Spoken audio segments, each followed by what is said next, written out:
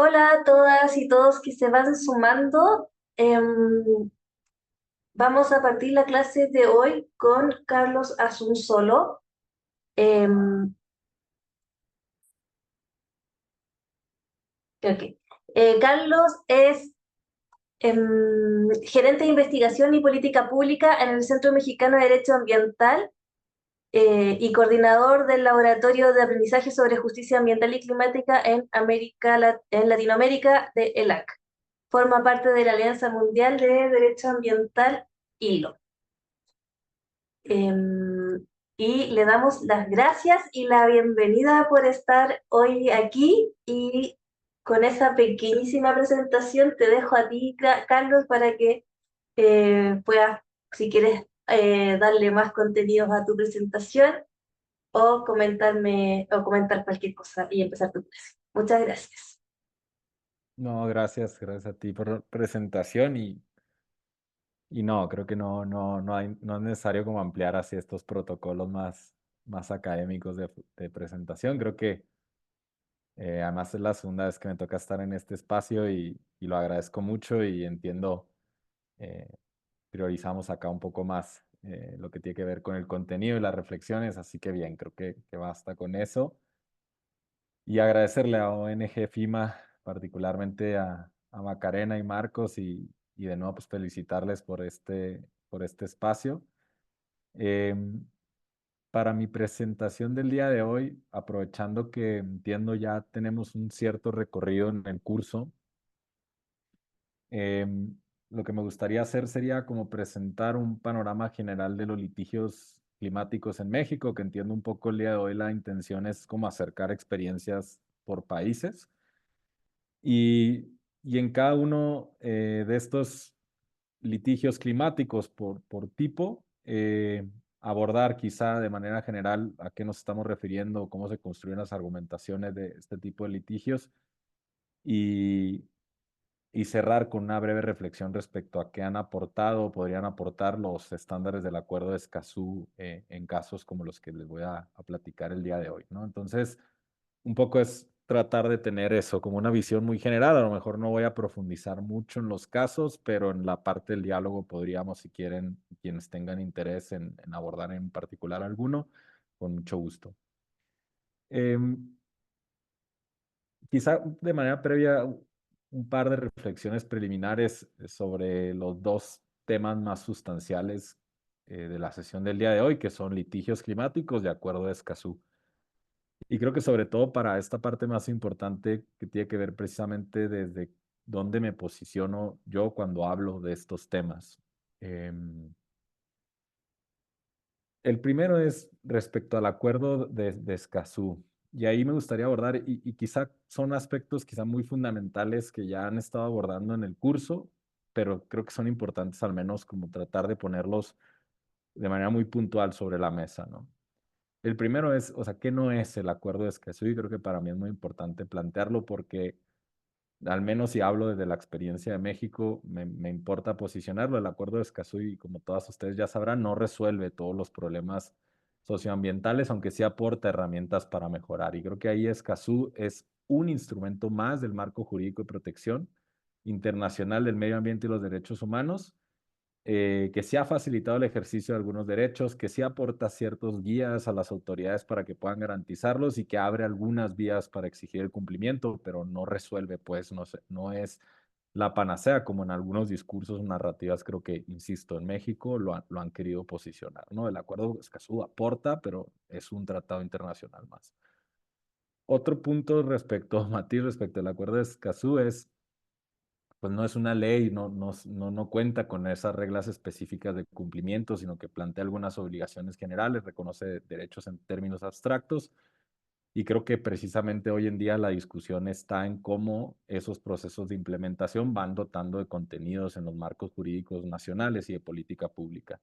Y estos procesos suelen tomar tiempo, esfuerzos por parte de los actores, pero hay el litigio y esto importa pues al contenido del curso, sí ha sido importante para avanzar esa agenda de Escazú, no propiamente por la vía legislativa, pero al menos sí por la vía de los tribunales. Incluso muchos estados nacionales, y en el caso de México es uno, estándares del Acuerdo de Escazú previo a su firma y ratificación ya estaban contemplados como precedentes, ¿no? Entonces el Acuerdo de Escazú refuerza eso, pero, digamos, tiene sus propios tiempos. Y el último apunte quizás respecto de Escazú, para tampoco dedicarle mucho tiempo, porque creo que ya lo han, me imagino pues que ya lo han estado tocando en las sesiones anteriores, es, al menos en México, pues no reconoce nuevos derechos, quizá sí la obligación específica de protección a personas defensoras del medio ambiente, incluso esa aportación que hace en una definición colectiva de esta defensa, es sí algo novedoso, pero los derechos de acceso pues ya se encuentran en el marco jurídico nacional, ¿no? Todo lo que Escazú sí hace es ampliar el contenido, dotarlos de un significado a partir de un estándar más amplio y equipararlos en el ámbito regional, y eso incluso dialoga con otros sistemas de protección como el Sistema Interamericano de Derechos Humanos, ¿no? Pero esos tres apuntes, ¿no? Me parecía importante mencionarlos. Luego, respecto al litigio climático, también antes de entrar a la parte de más contenido de la sesión, eh, me parece importante, y creo que nada más para que sepan que se está compartiendo una pantalla, por si luego es información confidencial o, o no sé si es algo que querían mostrar al grupo, pero bueno. eh, ¿Almorzaste ¿Sí? ya? ¿Nada? Perdón, soy yo, me Ya, equivoqué. Ah, no te preocupes. estaba tratando de darte acceso. Fue Lo muy... prefiero decir porque me ha pasado que luego comparto y nada que se vea ahí o algo y más vale Te va a dar decirlo. acceso a ti.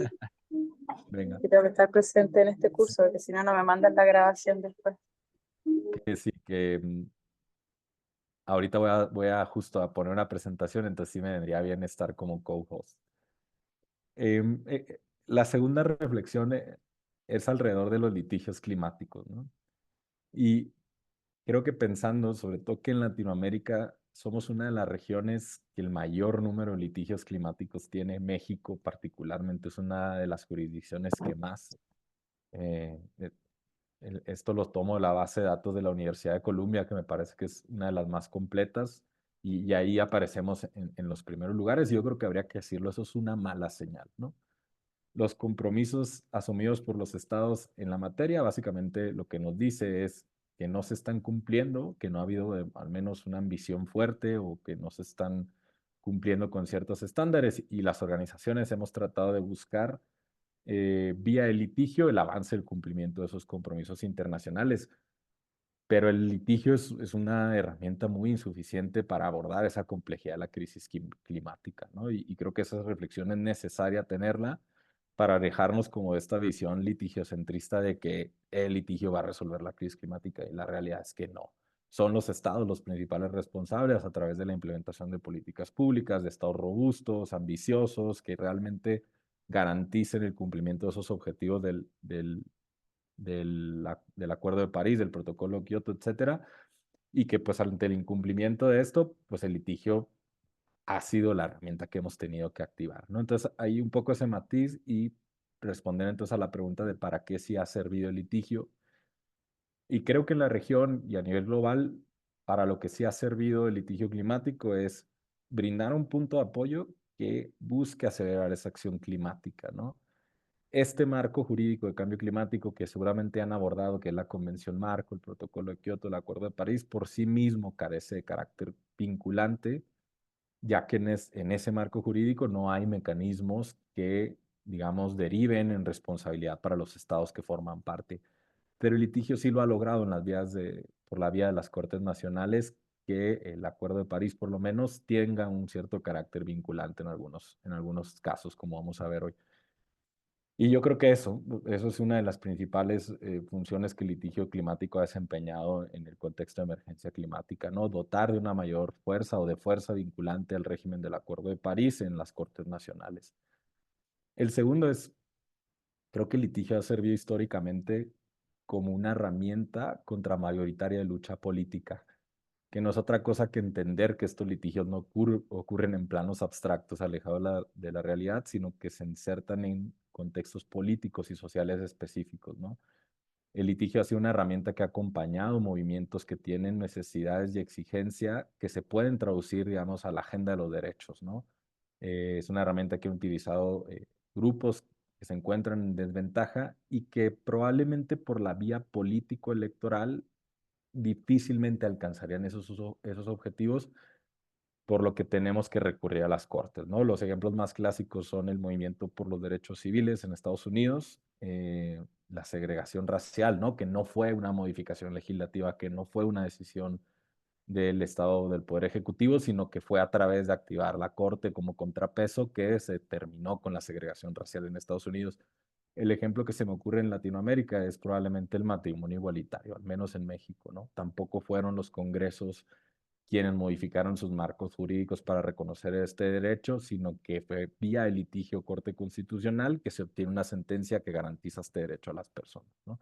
Entonces hay una función contramayoritaria del litigio que, digamos, utilizan los grupos que están en situación de desventaja, en situación de vulnerabilidad o que simplemente tienen esas complejidades que por la vía del terreno electoral difícilmente sería alcanzables, ¿no? Y ahí creo que en materia de cambio climático, al menos hasta la fecha, esa identidad se ha construido desde las juventudes y particularmente los litigios han sido impulsados por organizaciones de la sociedad civil que tenemos como un carácter más profesionalizado y que tenemos como, no es por demeritar pues el trabajo que hacemos estas organizaciones, pero no formamos parte propiamente de estos movimientos, ¿no? Quizás de juventudes sí. Y creo que ahí hay una deuda del litigio climático, ¿no? Hace falta vincular más este tipo de acciones a comunidades y a personas que están siendo ya afectadas por los impactos del cambio climático. Y creo que este espacio, estoy seguro, lo recoge también desde ahí.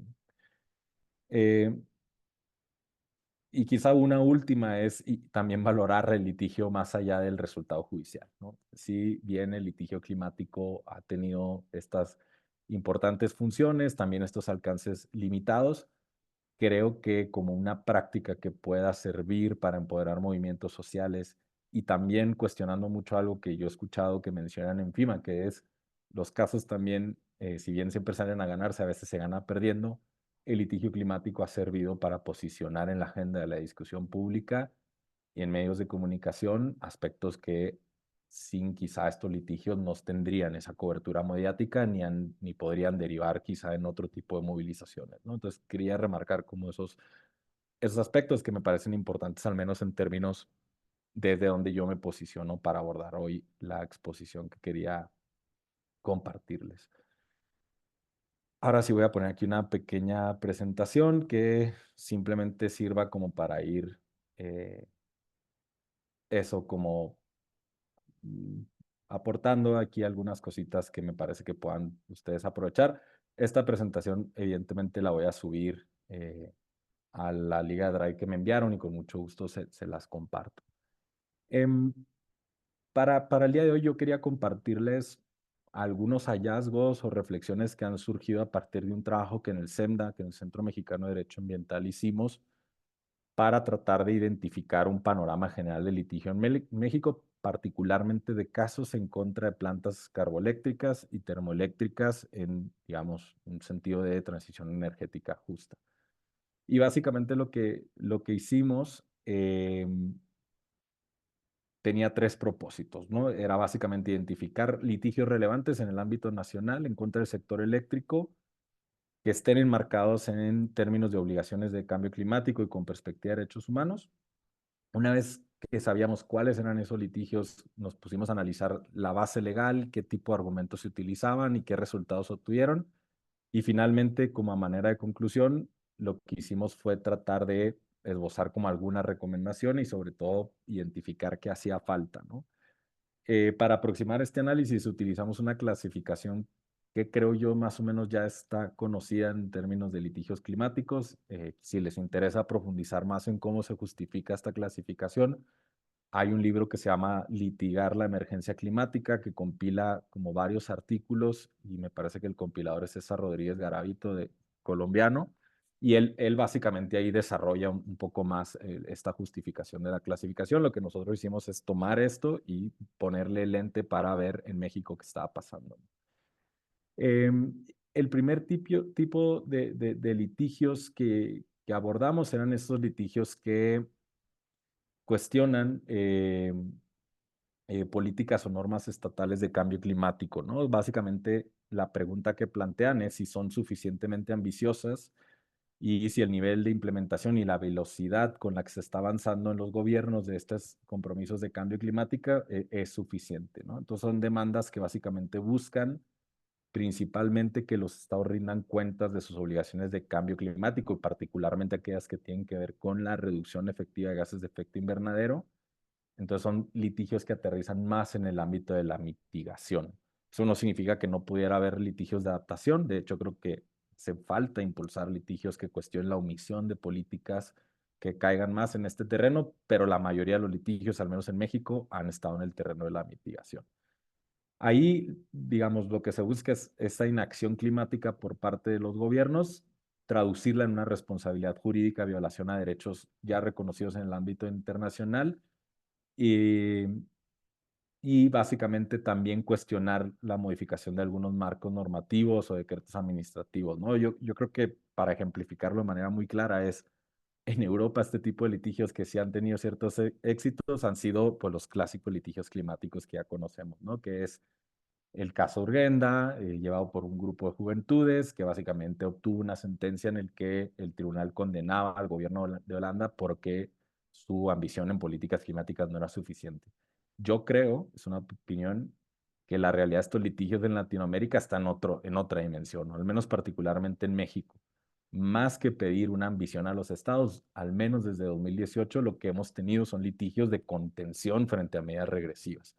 En el caso de México, una decisión política de apostar por los fósiles en, digamos, detrimento de las renovables, y eso implicó para el Estado tener que ir desactivando ciertos mecanismos y bases normativas que incentivaban este escenario de renovables. Entonces, frente a esta decisión política, lo que se activó fue litigios de contención que cuestionaron reformas constitucionales, legales, modificación de decretos administrativos y otro tipo de medidas que básicamente iban limpiando el terreno jurídico para que los fósiles tuviesen la prioridad por parte del Estado, ¿no? Y creo que es importante mencionarlo, ¿no? Porque muchas veces estos litigios, menos en términos eh, de discusión académica, si se quiere, cuando se habla de ellos, pues nos estamos refiriendo al contexto europeo y creo que el contexto latinoamericano ha sido muy distinto, ¿no? Pero bueno, dicho eso, un poco lo que nosotros encontramos en este tipo de litigios era, digo, que perseguían como este doble propósito, ¿no? Por un lado, que las Cortes tomen los objetivos del régimen jurídico internacional del Acuerdo de París como un punto de referencia que evalúe la acción climática de los gobiernos y en un segundo momento invocar el marco jurídico de derechos humanos para ser responsable jurídicamente de los estados. Y los argumentos se han construido básicamente a partir de estas tres preguntas. Al menos en México, insisto, ¿no? Las sentencias que analizamos. Lo primero que básicamente los planteamientos de demandas hacen es identificar cuáles son las normas que en el derecho internacional y nacional se aplican para evaluar una acción judicial, dentro del campo judicial, perdón, la acción climática de los gobiernos. Ya decía yo, régimen del Acuerdo de París, recomendaciones del IPCC y otros tratados internacionales de derechos humanos. Ahí se buscan las observaciones generales de comités, incluso en doctrina del sistema interamericano, cómo construir un parámetro que nos permita decirle al tribunal que ese es el estándar que los estados deben de cumplir en la materia, al menos de cambio climático, ¿no?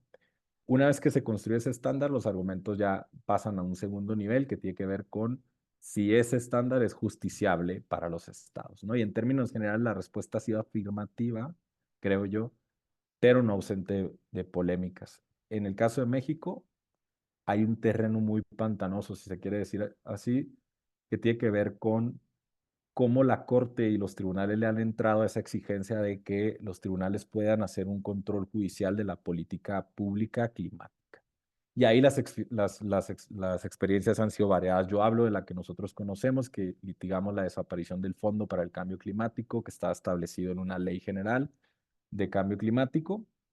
Y básicamente los argumentos que planteamos era que la desaparición del fondo era contraria al principio de progresividad en materia ambiental y que además, digamos, dificultaba el acceso a recursos por parte del Estado y por tanto el cumplimiento de los compromisos de cambio climático. No tuvimos suerte en ese caso. Creo que la Corte, hay que decirlo, al menos en el caso mexicano, fue muy cautelosa, por no decir tibia, para entrarle a estos temas. Sobre todo desde esa parte de no hacer deferencia a la política gubernamental, y creo que ahí para mí un error, ¿no? El caso de éxito sería un caso de Brasil, donde sí la Corte entra y analiza el mismo supuesto de desaparición de un fideicomiso para cambio climático, sin sacarle la vuelta a este debate sobre el activismo judicial, que creo que a la luz de la emergencia climática es necesario tener, ¿no? Pero bueno, un poco el tercer paso, al menos en la construcción de argumentos, ya sería preguntarse si una vez que se construye el parámetro, en primer lugar, que se determina que si hay una obligación justiciable para los estados, ya entrar a valorar la medida concreta, que es la compatibilidad con relación a esos objetivos de reducción de emisiones y esos derechos o deberes que tiene el Estado, ¿no? Y bueno, creo que ahí el reto es cómo traducir el conocimiento científico en argumentos jurídicos que demuestren a los tribunales que básicamente la medida tomada es una medida regresiva que implica alejarnos del cumplimiento de estos compromisos internacionales, ¿no? Acá, ¿qué obstáculos pues enfrentamos básicamente? El reconocimiento del interés legítimo para cuestionar estas medidas. Creo que si bien existen precedentes, una base legal robusta, incluso en la práctica, en su aplicación, al menos en México, no es muy uniforme, o sea, esos precedentes no son generalmente tomados por cortes de menor jerarquía. Y ahí me parece que el acuerdo de Escazú aporta muchísimo, ¿no? La legitimación activa amplia, que facilita esta presentación de demandas por parte de organizaciones incluso, sin la necesidad a veces de probar un daño directo. Y creo que ahí Escazú entró a apoyar como la construcción de estos argumentos. Pero bueno, esos serían como los primeros ejemplos de litigio. Por ahí hay otro que quizá puedo compartir más adelante que tiene que ver con cuestionar una omisión legislativa para avanzar en la descarbonización de la matriz eléctrica, que también desde Senda se ha llevado y que puede aportar a esta discusión. Los segundos tipos de litigio que en este panorama más general hemos identificado o que buscamos identificar en México son estos litigios que se oponen a proyectos específicos que tienen, digamos, una gran generación de emisiones a gran escala y que bajo el marco de cambio climático serían incompatibles con estas obligaciones de los estados.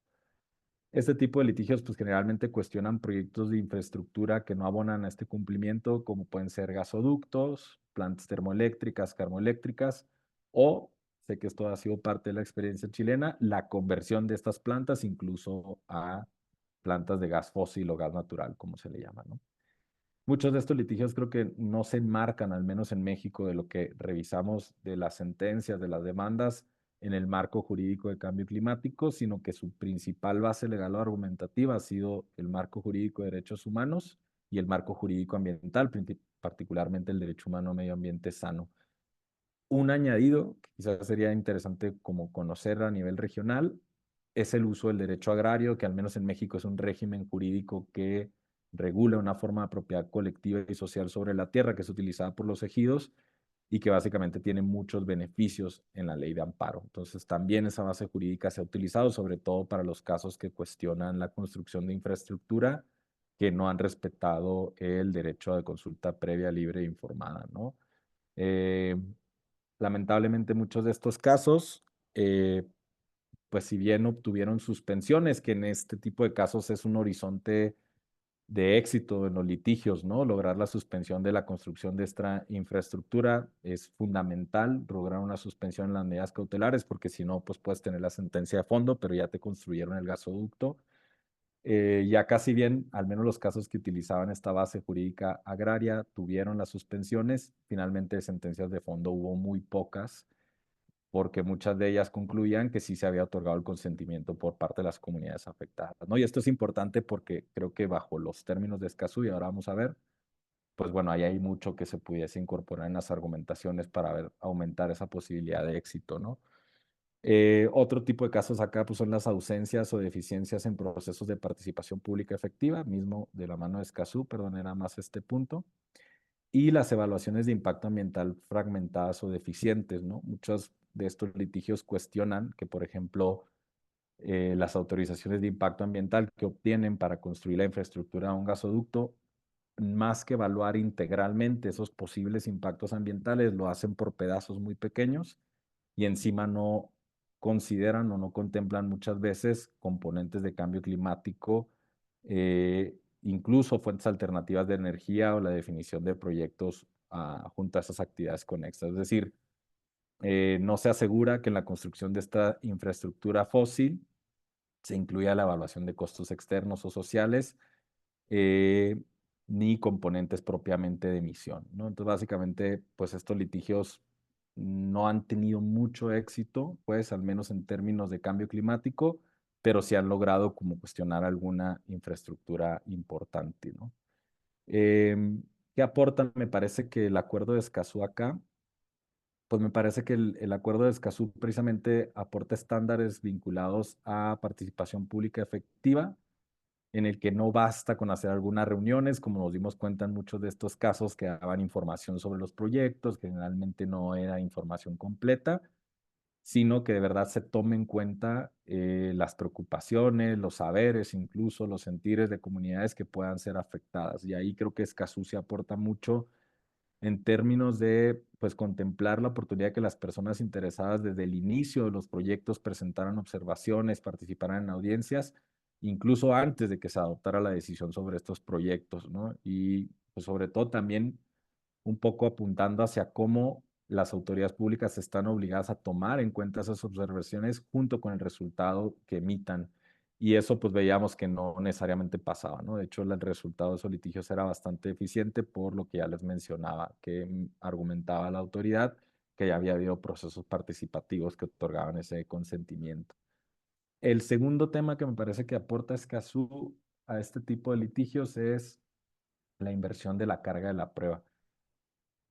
Sobre todo pues en daños ambientales, como ustedes ya saben, en muchas ocasiones se producen por una amplia variedad de factores y es muy difícil de probar qué es lo que está produciendo una afectación específica que depende de pruebas técnicas, científicas, que muchas veces tienen un alto costo, lo que termina por construirse como una barrera de acceso a la justicia. Y creo que Escazú busca remediar esa situación a través de la inversión de la carga de la prueba, en el que las comunidades que van a ser afectadas por las emisiones de una planta, por las emisiones o accidentes que puedan ocurrir dentro de la construcción de un gasoducto, etcétera, pues no tengan pues la obligación de probar que se puede producir este daño ambiental, sino que corresponde a quienes llevan a cabo estos proyectos, pues el evidenciar que dicho daño no se va a producir o no se ha producido y sobre todo qué medidas quieren implementar para que sean, para evitarlo, ¿no? Y creo que eso es muy importante, sobre todo remarcar eso, no se trata solo de daños provocados, sino también de actividades que tienen el potencial de generar peligro en las comunidades y personas.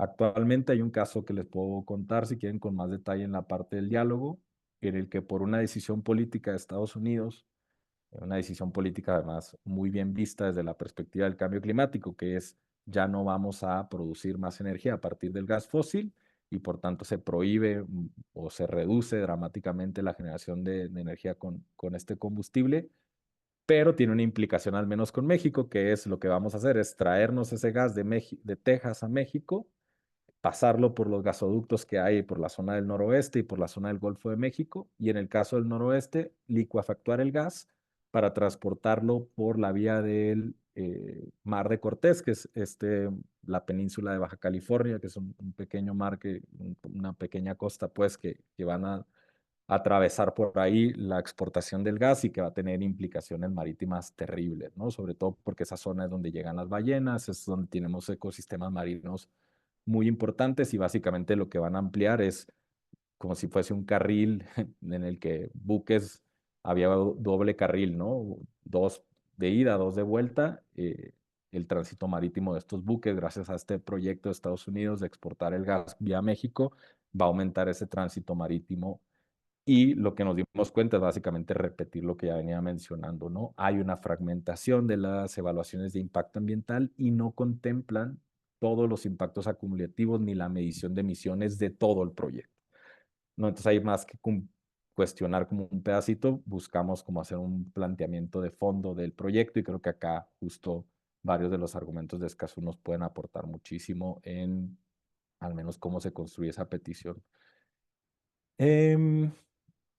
Y bueno, esos son este tipo de litigios. Quizá otra cosa que me gustaría remarcar es alrededor de este tipo de litigios que identificamos, no propiamente dentro de las dificultades jurídicas, es que eh, hay entornos de violencia muy considerables alrededor de quienes se oponen a la construcción de infraestructura fósil.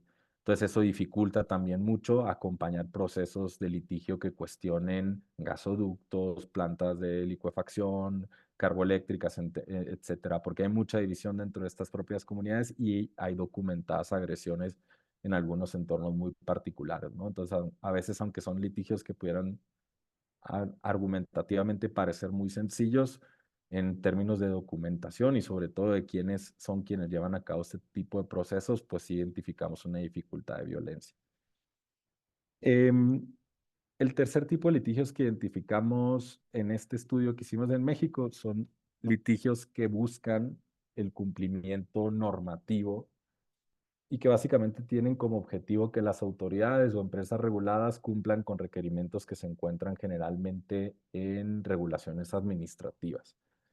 Este tipo de litigios me parece que tienen impactos muy específicos, muy concretos, que buscan que las plantas operen con un cierto estándar, que buscan revisar si las empresas que están obligadas a hacer, a tomar medidas de reducción efectiva de emisiones de metano, por ejemplo, puedan llevar a cabo todas las medidas que les marca el marco jurídico administrativo.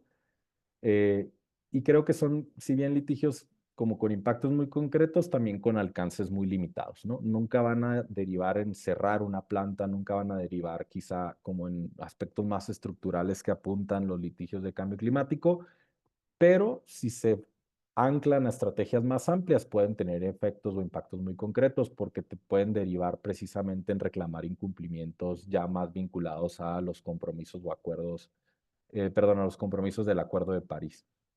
Acá el principal obstáculo que hemos tenido en este tipo de litigios, al menos en México, es la dificultad para acceder a información pública ambiental y creo que eso es como un, un tema bastante preocupante, al menos en este tipo de litigios, ¿no? Es decir, ni siquiera podemos llegar a reclamar el incumplimiento de las regulaciones administrativas porque cuando revisamos la información o pedimos información pública para revisar qué están haciendo las autoridades y particularmente las empresas para cumplir con las regulaciones que les rigen, generalmente, al menos en el sector de petróleo y gas, las respuestas que obtenemos pues no nos dan pues esa posibilidad. Y básicamente hemos enfrentado acá 4 desafíos que puedan servir como para la clase, para el planteamiento después de posibles o construcción de posibles argumentos.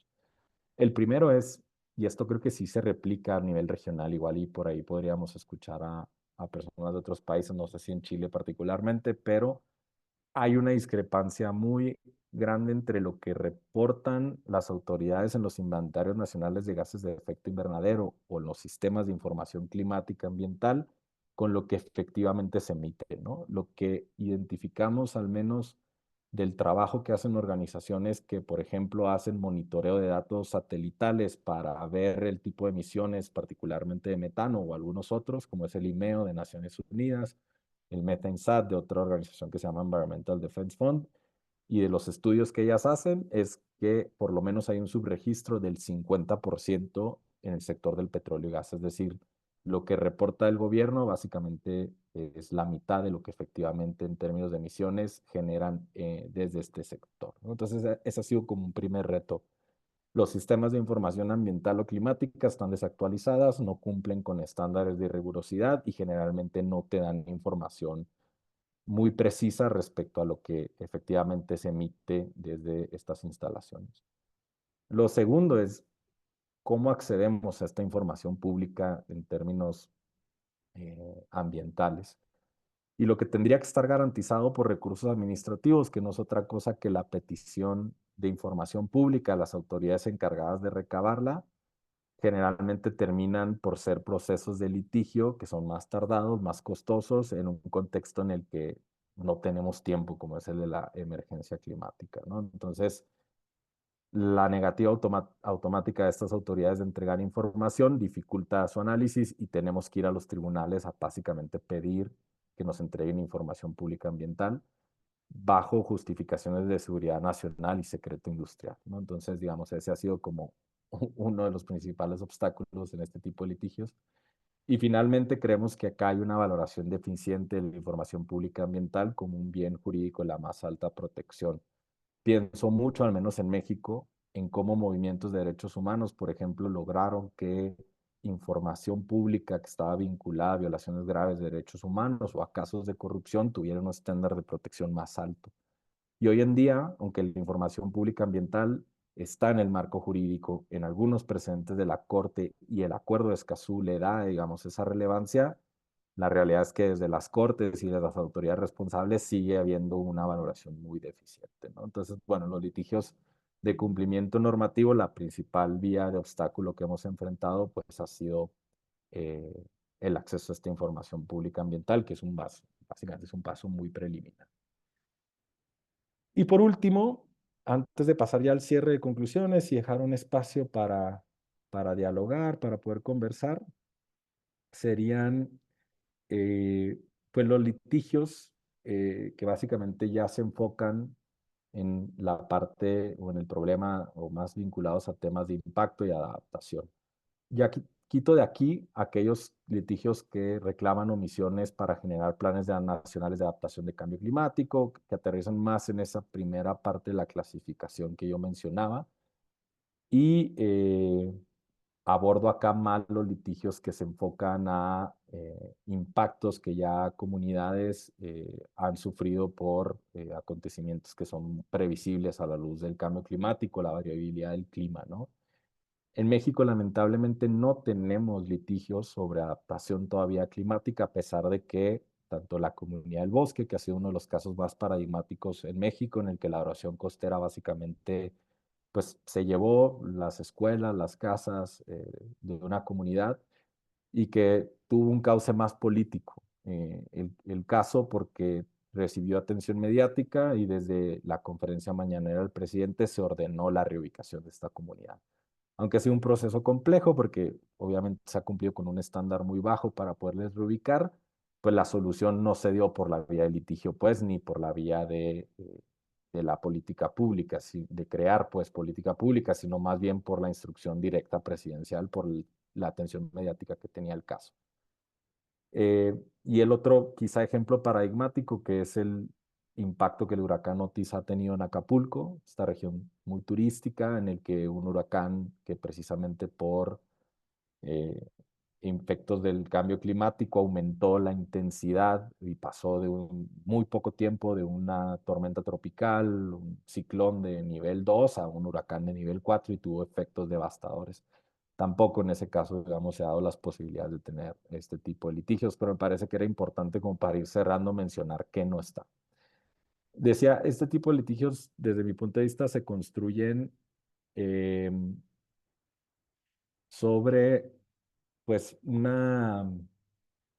sí, una premisa, argumentos en dos líneas, ¿no? El primer argumento se construye a partir de identificar el cumplimiento de una obligación afirmativa por parte de los estados. Si el gobierno, por ejemplo, en el caso de Otis, del huracán, adoptó medidas razonables para proteger los derechos de las personas frente a esos riesgos previsibles que, por ejemplo, tenía los ciclones en regiones sobre todo más afectadas o más vulnerables, ¿no? Ya hoy en día hay mucha información respecto a los impactos negativos que tanto huracanes como el aumento del nivel del mar, como las sequías, la desertificación de los suelos, puede tener particularmente en comunidades afectadas, ¿no? En México la herramienta se llama Atlas de Riesgos Climáticos, que básicamente te va diciendo o le va diciendo al propio estado en dónde hay riesgos de afectaciones vinculadas a cambio climático. Entonces hay una obligación afirmativa y ahí podemos identificar qué medidas razonables ha adoptado el gobierno para hacer frente a estos cambios previsibles del clima, ¿no? Y desde ahí, digamos, se sugiere la construcción de esta argumentación. Y en una segunda línea sería el incumplimiento ya de una obligación negativa, es decir, no solamente identificar si el Estado hizo lo suficiente para atender esos posibles riesgos, sino solamente no hizo lo suficiente, sino no adoptó ninguna medida razonable, sino incluso a veces adoptó medidas que agravaron los riesgos. Por ejemplo, la magnitud de los impactos perjudiciales o incluso la exposición al riesgo que muchas de estas comunidades tienen, ¿no? Desde ahí es donde creemos que se pueden armar argumentos. Insisto, en México no existe un caso de litigio en esta línea. Me gustaría saber si alguno conoce algún caso parecido en Latinoamérica.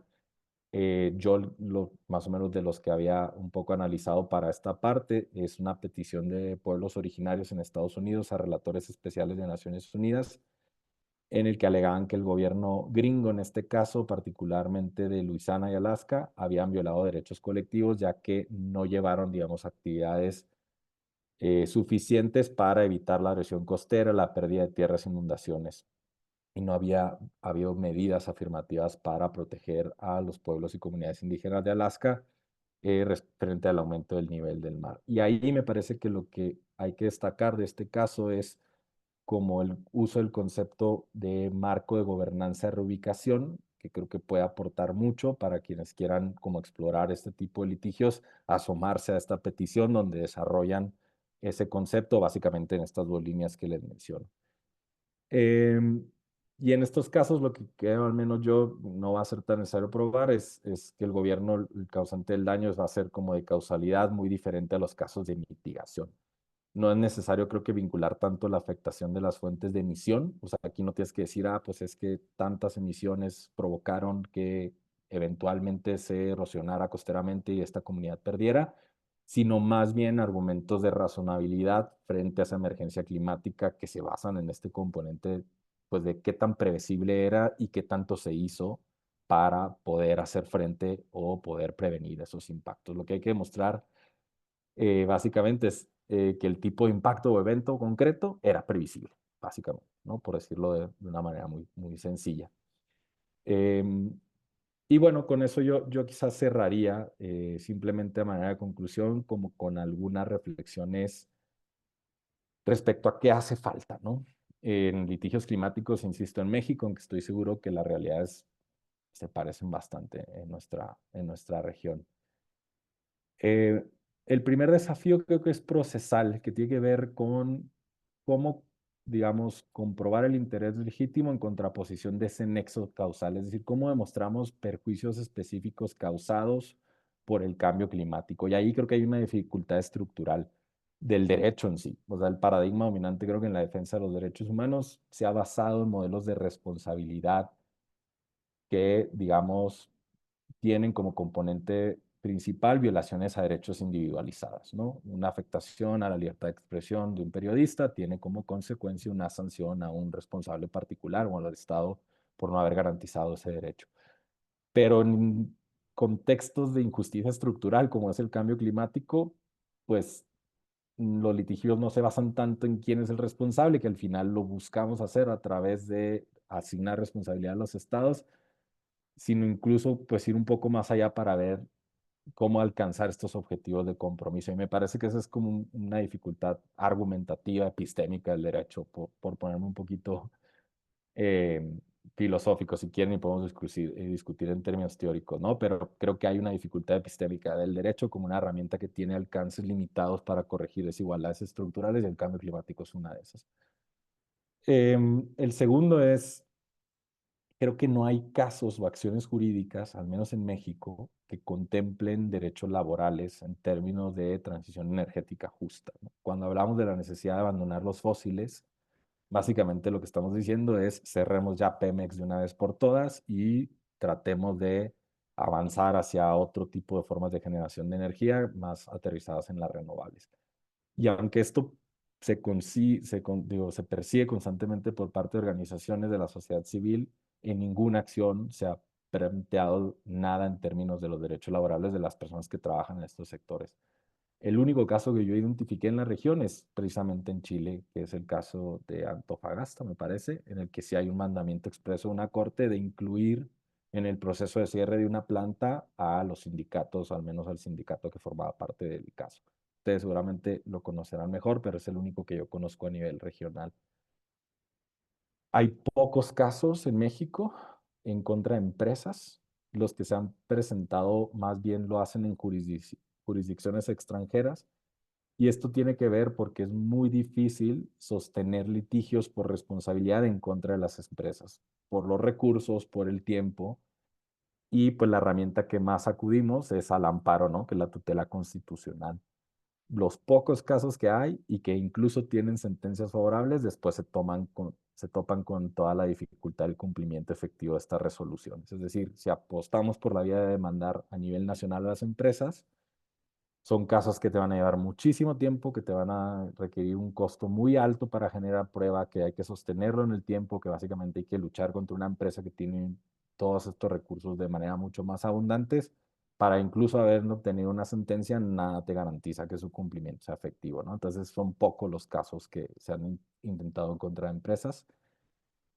Y creo que el último tema, y con esto cerraría, para escucharles por si tienen alguna pregunta o quieren abordar algún tema en particular, sería como esta deuda que ya mencionaba al inicio y la necesidad que existe dentro del sector de organizaciones de la sociedad civil que llevamos litigios climáticos, de vincular las estrategias del litigio con movimientos de base por la justicia ambiental climática o que ya están siendo afectados por los impactos del cambio climático, ¿no? Hasta la fecha creo que no ha habido un esfuerzo muy grande, lo empieza a ver como un poquito más de trabajo de intentar vincular estas estrategias de litigio, pero lo cierto es que de los que alcanzamos a revisar en este informe, que también con gusto se los puedo compartir, pues no hay una vinculación muy directa, ¿no? Los litigios que hay, pues son básicamente litigios que cuestionan desde otra perspectiva, ¿no? Desde la perspectiva de la justicia climática, la construcción de infraestructura, pero no hay pues todavía un movimiento más coordinado, por decirlo de manera más clara, en términos de litigio climático, ¿no? Y ahí creo que Escazú, en términos generales, para cerrar, pues suma en todos estos desafíos e incluso pues en cada uno de los tipos de litigios que les platicaba. Me parece que los estándares de Escazú pues abonan esta dimensión verde de los derechos de acceso. Me parece que los estándares en términos de definiciones suman mucho a lo que hay a veces en los marcos jurídicos nacionales y refuerzan planteamientos que si bien ya estaban en los marcos de precedentes y marcos jurídicos, pues suman pues un poco a esa tarea argumentativa y también procesal que los litigios implican. Y pues yo cerraría con eso. Y con mucho gusto les escucho si es que tienen preguntas, aportaciones, desacuerdos, con gusto. Pues, ¿te parece bien que abran el micrófono nada más para opinar o prefieres que te escriban las preguntas? Yo encantado de generar un diálogo, ¿eh? Sé que también tenemos un tiempo limitado porque la siguiente sesión empieza pronto, ¿no? Sí, a las 7 deberíamos estar cortando para tener unos 5 minutos de receso y luego comenzar con Vanessa. Pues yo encantado de abrir el micrófono, quien se sienta cómodo tomando la voz, cómoda, o también podrían hacerlo por el chat y yo desde ahí lo tomo.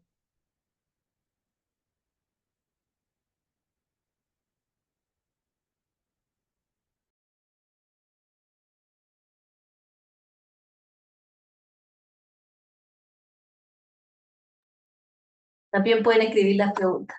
Ah, hay algunos comentarios. No. Y si no, igual así de claro quedó, espero que sí. No, pero a ver, con gusto puedo compartir el informe que sí está muy focalizado en la experiencia de litigio en México, pero bueno, ya lo he socializado en algunos otros espacios regionales y la verdad es que los desafíos se parecen mucho.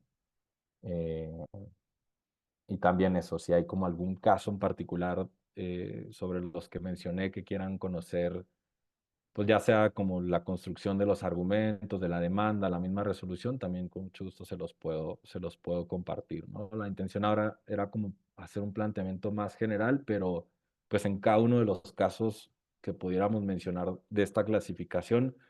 Por supuesto que hay como toda una dificultad argumentativa y ciertas diferencias en cómo se han venido resolviendo y ciertas aportaciones, ¿no? Y creo que hay algunos de mucho valor, sobre todo como en aquellos que han pues buscado eso, acelerar la acción climática del Estado, que han sido los principales, y en los demás pues sí diría más desafíos que otra cosa, pero bueno, sí, con gusto se los puedo compartir.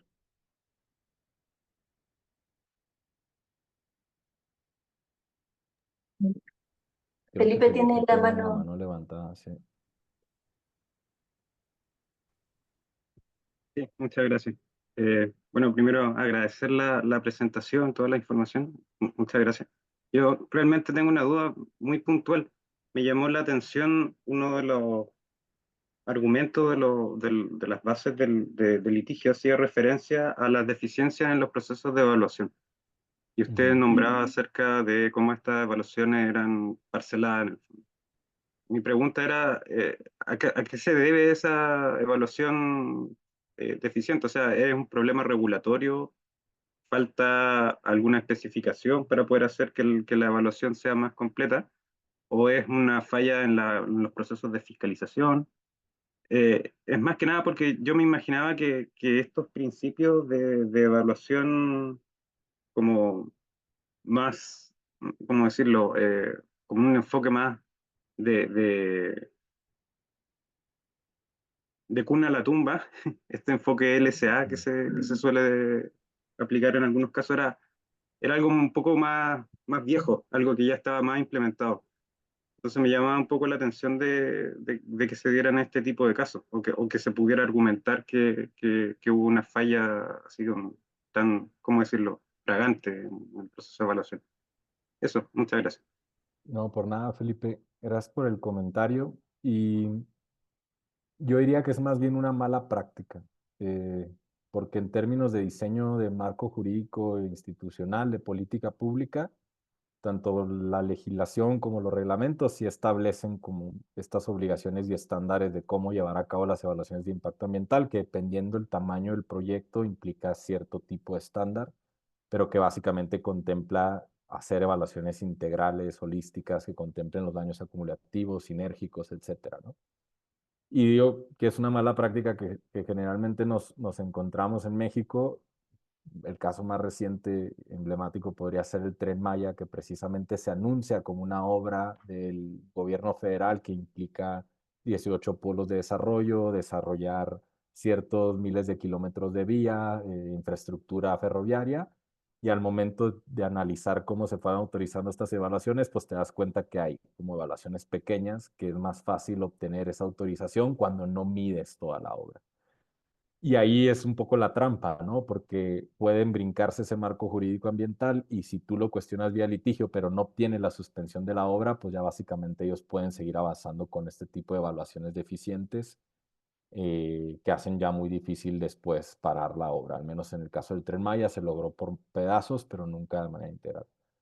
Y creo que es ahí un poco como la dificultad que hay, ¿no? Incluso me parece que hay regresiones, porque cuando se han logrado suspensiones se han creado figuras administrativas que básicamente permiten a las autoridades o empresas encargadas de implementar proyectos brincarse la parte de la autorización y obtenerla no de manera previa, sino ya una vez iniciado el proyecto. Y eso es algo básicamente reciente y pues bueno, se dificulta mucho.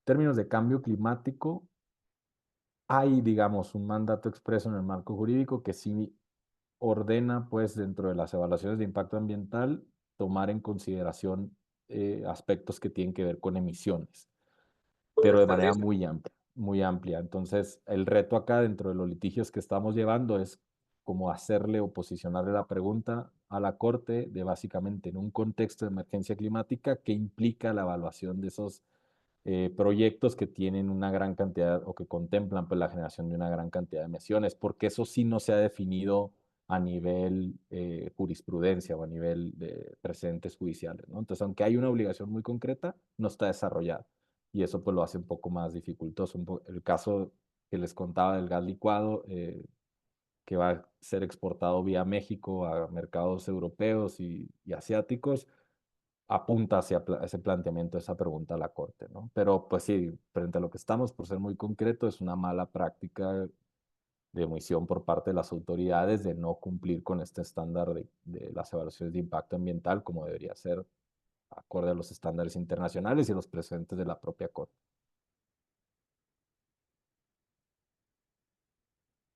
Maca. Gracias, Carlos. Estuvo muy buena tu presentación. ¿Se me escucha doble el audio? No, te escuchas Súper. bien. Yo tengo una pregunta problemática. En tu opinión, la categoría del cambio climático, el perseguir estas obligaciones por parte de los estados, o bien hacer frente a estas actividades que pudiesen priorizar las consecuencias de la crisis climática o estos juicios de adaptación pensando en el Estado, en empujar sus obligaciones en torno a esto. ¿Crees que es es una adición, es un plus para la litigación o la defensa de los juicios en este ámbito?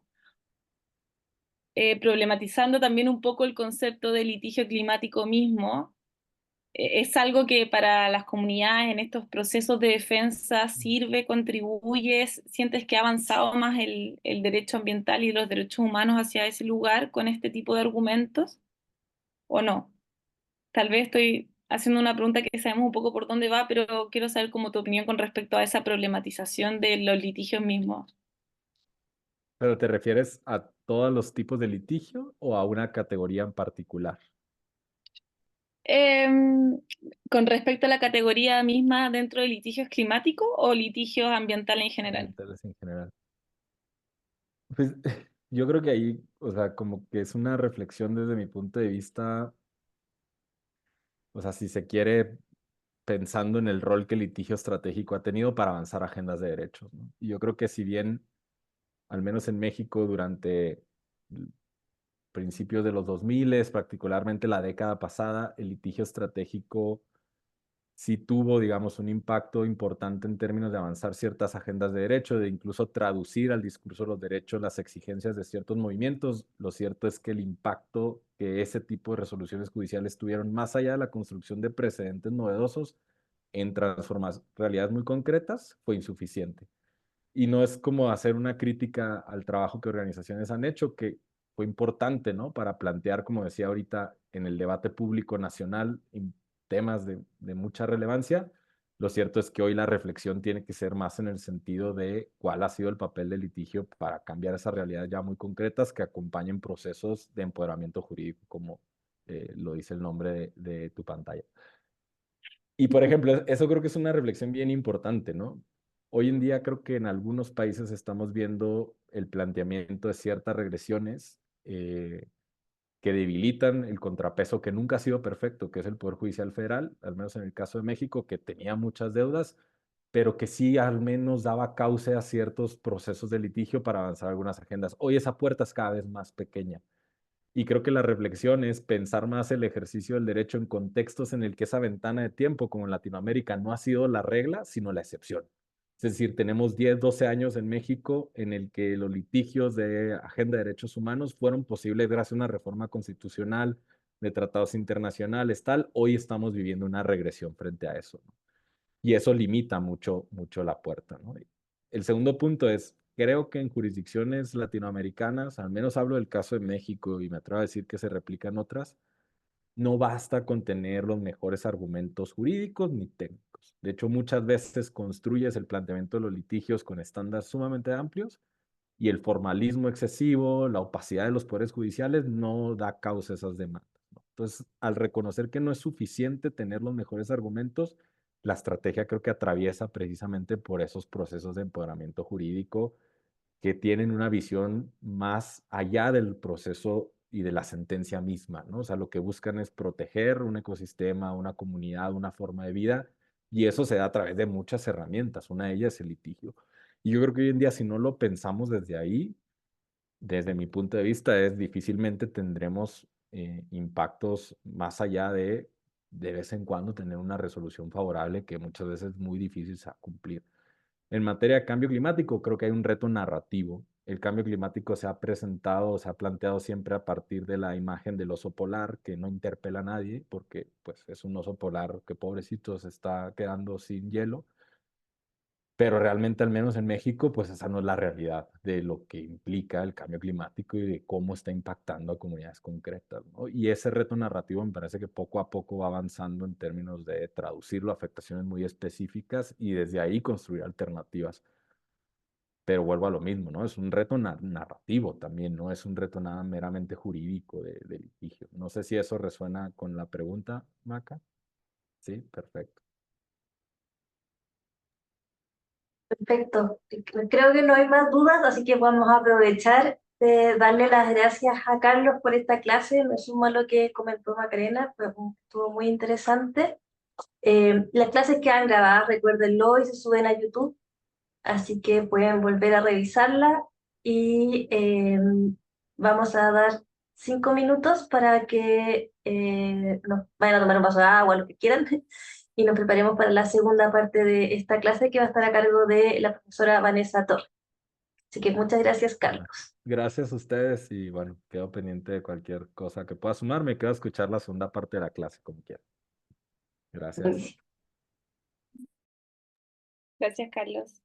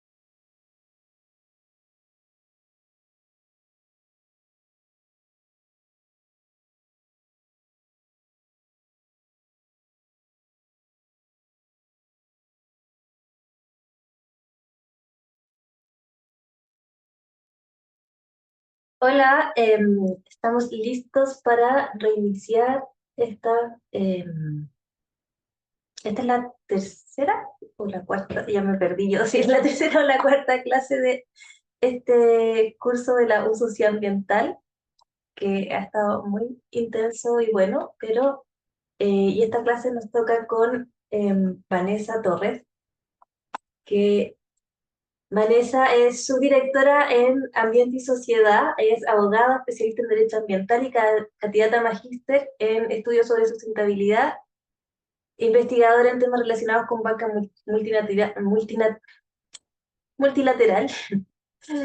industria extractiva y derechos humanos. Como activista ambiental ha liderado de la sociedad civil procesos relevantes como la ratificación del Acuerdo de Escazú en Colombia y la implementación de este importante instrumento a nivel regional, y también hemos compartido con ella largo camino en este intento por implementar el Acuerdo de Escazú y generar nuevas redes y nuevos mecanismos. Así que bienvenida, Vanessa, te dejo el micrófono y si quieres presentarte sola o algo así, todo tuyo. Gracias, muchas gracias, Connie. Y para mí es un gusto enorme estar en este espacio viendo muchas caras conocidas, por supuesto al equipo de FIMA, a Maca, a Marcos, a Carlos también, y aprender de las experiencias, por supuesto que maravillosamente Carlos expresó y donde de hecho creo que nos encontramos en muchos puntos frente a los desafíos que implica para América Latina y el Caribe implementar un concepto que realmente fue planteado desde el norte global en marcos normativos que son muy claros, que tienen, digamos, un alto nivel de implementación y que en el caso de nuestros países pues requieren un poco más de creatividad jurídica, podríamos llamarlo así, para lograr una implementación efectiva. Y lo que más creo que nos impulsa a nosotros como abogados y abogadas es que haya una implementación efectiva además de un fallo histórico, que es un poco, creo yo que es la mayoría de los escenarios que se han planteado en Colombia desafortunadamente, en materia de sentencias relevantes en temas de lucha contra el cambio climático, y es que si bien tenemos fallos bien interesantes e importantes para discutir en cuanto a su contenido, resulta difícil, resulta difícil darle trazabilidad a esta implementación. Y ya les voy a hablar un poco sobre esto. Voy a proyectar mi presentación. Denme un segundito.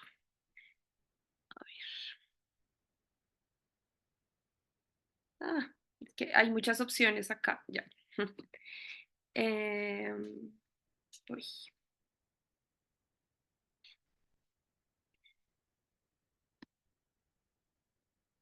Por favor, ¿me confirman si están viendo mi pantalla? Sí, creo que sí. Sí, se está viendo en pantalla. Perfecto. Bien, entonces yo quise enfocar directamente mi presentación en la importancia del Acuerdo de Escazú en una agenda ambiental, en una agenda climática efectiva, precisamente a partir de las reflexiones que acabo de hacer con ustedes. Y es que estamos esperando de este tipo de fallos, en razón que en la mayoría de oportunidades hemos agotado otros recursos, ya sea vía judicial o vía administrativa, ¿no? Entonces, realmente queremos obtener fallos que sean efectivos, a los que nosotros les podamos hacer una trazabilidad y lo más importante que puedan, ya sea prevenir un daño o, o actuar frente a un daño que ya se causó en un territorio y a una comunidad determinada. Por supuesto, el trabajo que nosotros hemos hecho en Ambiente y Sociedad acá en Colombia es tratar de hacer una articulación entre el aporte que le hace el Acuerdo de Escazú al marco normativo colombiano y esas estrategias de litigio climático que tenemos pensadas para la protección de diferentes territorios estratégicos a nivel ecosistémico en nuestro país. Entonces, les voy a contar un poco qué voy a trabajar en mi presentación. En la primera parte quisiera profundizar en qué tenemos en el marco normativo colombiano en materia de los derechos de acceso, hacer como un barrido rápido en razón de lo que nos trae el Acuerdo de Escazú, que es una reflexión muy interesante porque nos lleva a aterrizarlo al marco normativo de nuestro país, ya sea Chile, México, Colombia. Es una reflexión que constantemente debemos hacer y es un tratado internacional de este nivel donde se aterrizan diferentes aspectos muy modernos y muy innovadores, cómo puede aterrizarse a nuestro marco normativo. En segundo lugar, por supuesto, cuáles son las ventanas de oportunidad que nosotros encontramos frente a un escenario de un marco normativo bastante amplio, que en esto nos parecemos mucho, por ejemplo, con Chile. Tenemos muchas normas, pero muchas veces no son implementadas de manera efectiva y de manera ordenada. Entonces, ¿cómo el Acuerdo de Escazú llega a aplicar esto? Obviamente con una visión, con un enfoque climático.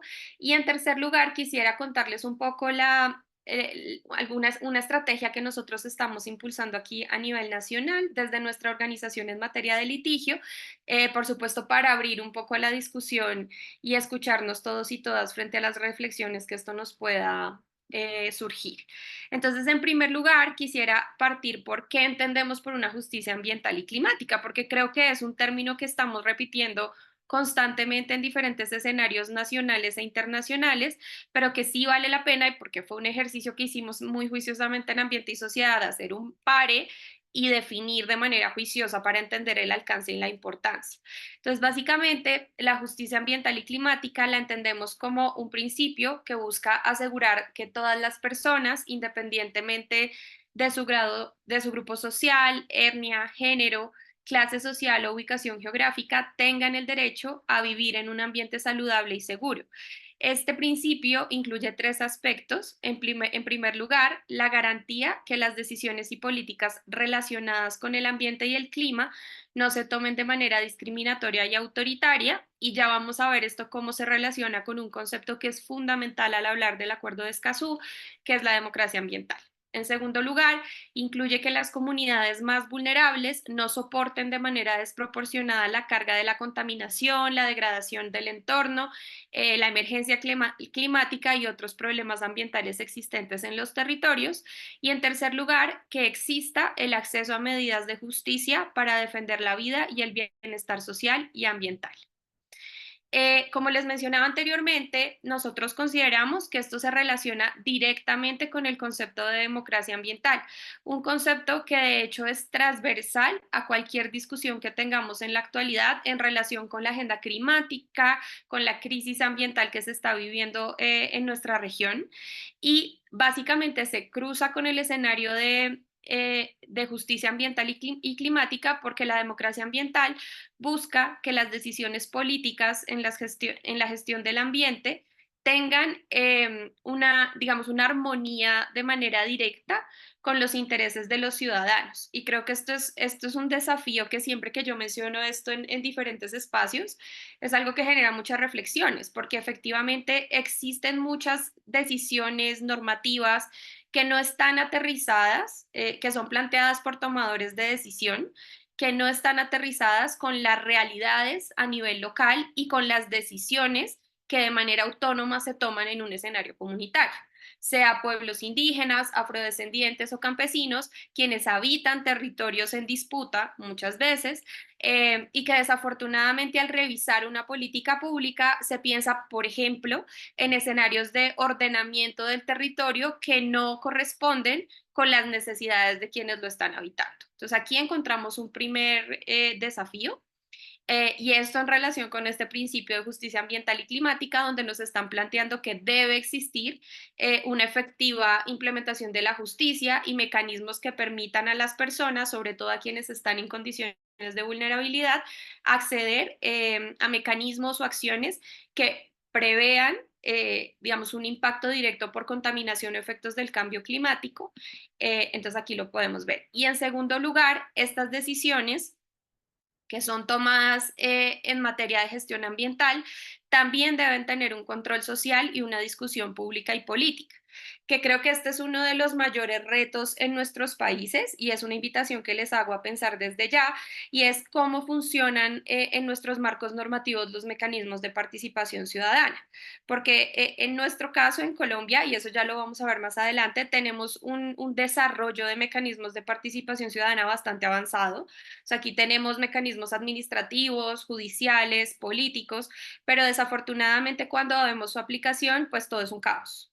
Entonces, en la mayoría de ocasiones, las personas activan los mecanismos de participación, pero el resultado no es positivo y esto termina generando un conflicto socioambiental que desencadena un montón de situaciones muy complejas que incluso llegan a poner en riesgo la vida de quienes habitan un territorio. Básicamente, la forma de materializar la democracia ambiental, esto de acuerdo a diferentes autores, es a través de tres derechos, que es el derecho a la información ambiental, el derecho a la participación ciudadana ambiental y la justicia ambiental, que como todos sabemos son los derechos que están contemplados básicamente dentro del Acuerdo de Escazú. Entonces acá ustedes encuentran dos definiciones que se entiende por acceso a la información, una a nivel internacional planteada por la CEPAL y otra planteada por la Corte Constitucional en Colombia. Entonces, no voy a leer la textual porque quiero avanzar un poquito en mi presentación, me voy a referir directamente a lo que plantea la Corte Constitucional en Colombia y les pido que revisen la otra también. Y plantea tres escenarios que hablan de acceso a la información a través de la sentencia 274 del 2014. El primero es el acceso a la información busca garantizar la participación democrática y el ejercicio de los derechos políticos, y esto es bien relevante porque muestra una relación directa entre estos dos derechos, que uno no puede existir sin el otro, sin participación no hay acceso a la información y viceversa. También busca posibilitar el ejercicio de otros derechos constitucionales al permitir conocer las condiciones necesarias para su realización. Y finalmente, busca garantizar la transparencia de la gestión pública al constituirse en un mecanismo de control ciudadano de la actividad estatal. Entonces, aquí me surgen muchas reflexiones, sobre todo escuchando la primera parte de la clase por parte de Carlos, y es cuando él hablaba la dificultad para acceder a información de interés en un escenario de litigio climático, ¿no? Y cómo, pese a que de hecho, estas tres características que yo estoy dando y que están en la jurisprudencia de Colombia, pero también se plantean en la jurisprudencia de muchos países o en la normativa de muchos países de la región.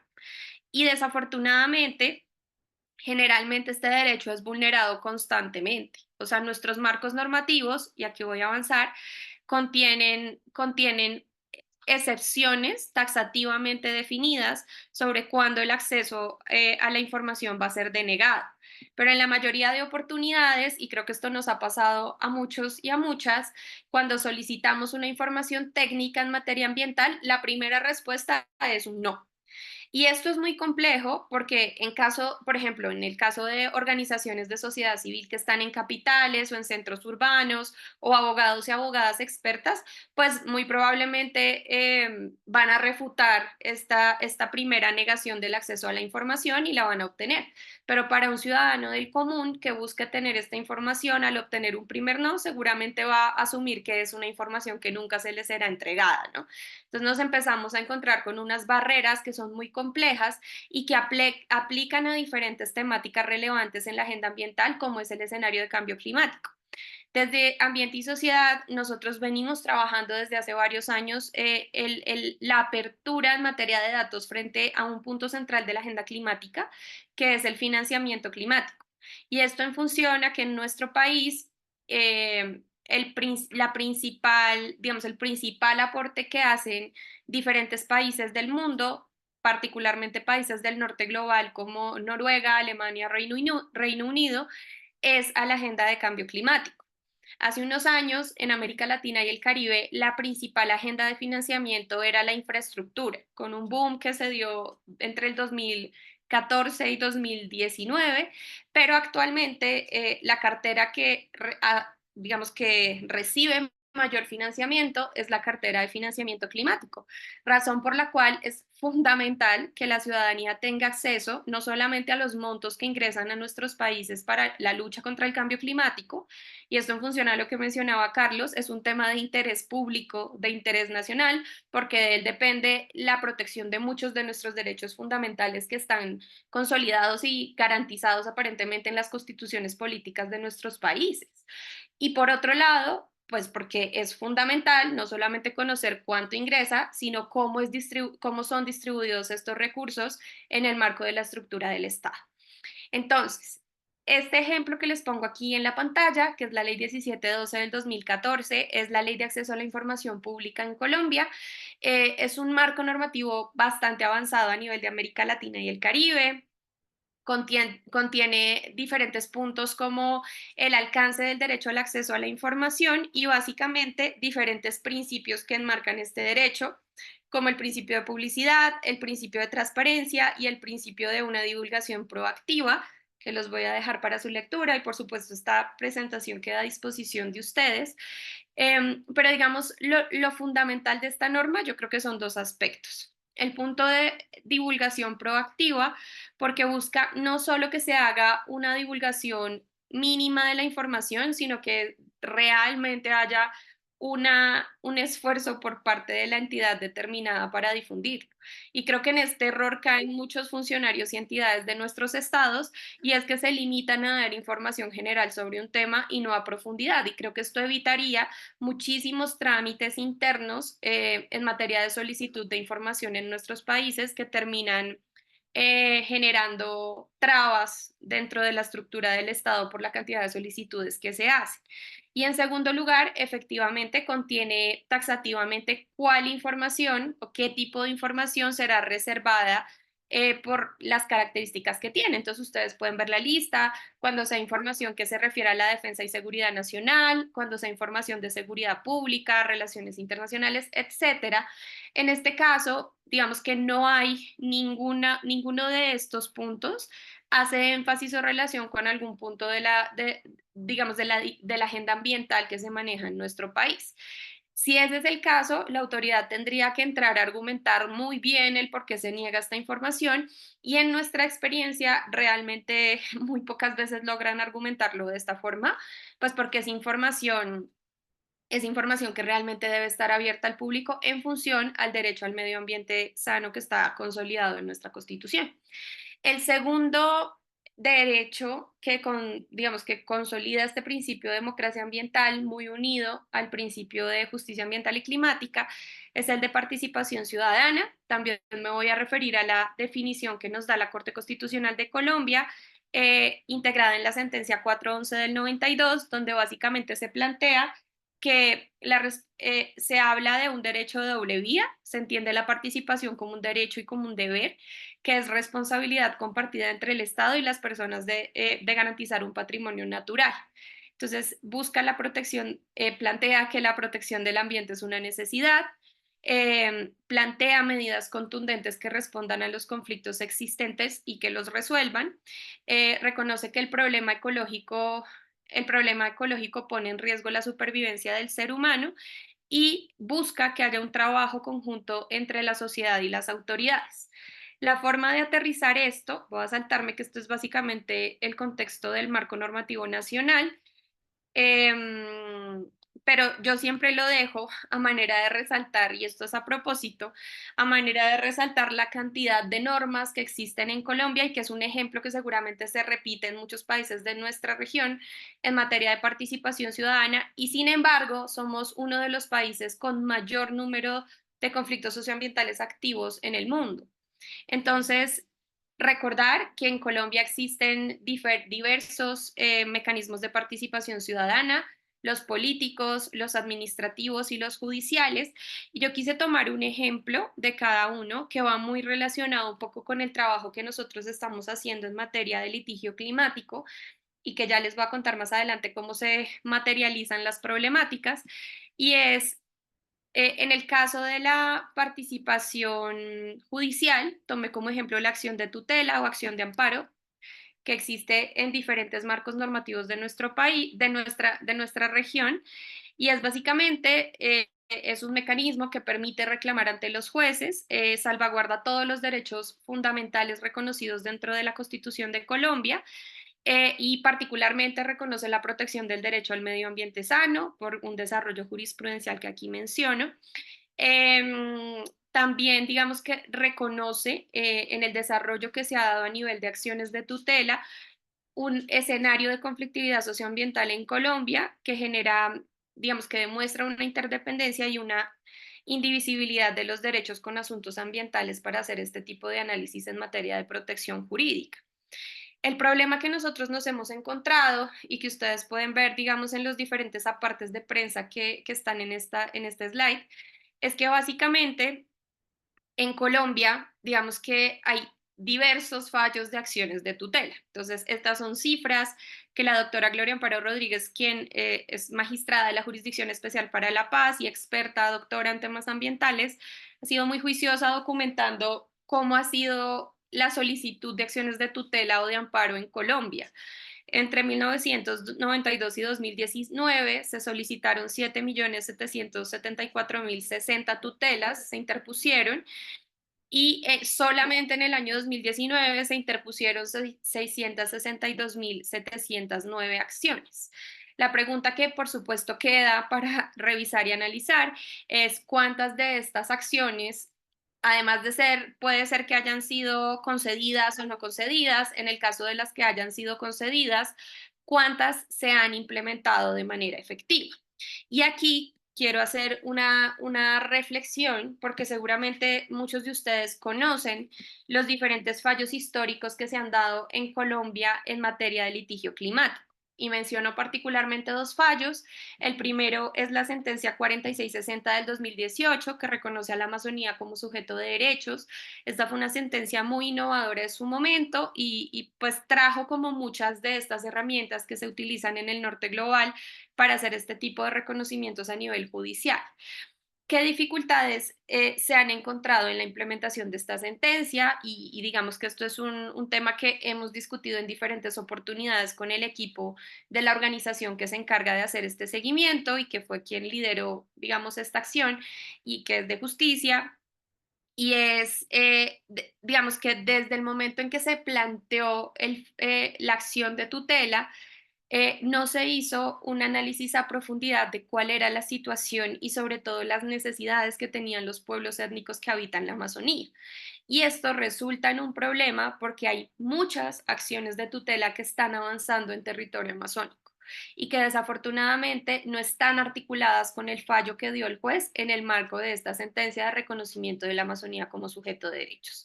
¿Esto que genera? Obviamente genera una situación de represamiento en materia de implementación de acciones de tutela, donde por supuesto todas son importantes porque todas están hablando de vulneración de derechos, pero al mismo tiempo se supone que esta acción debería ser una acción macro, una acción sombrilla que integre un poco todos estos fallos. Pero en Colombia no tenemos una justicia especializada ambiental, que creo que esto es algo innovador que traería el acuerdo de Escazú y que nos permitiría organizar todos estos fallos, definir si este fallo de la sentencia 4360 es una sombrilla efectiva o si debemos irnos por otro camino.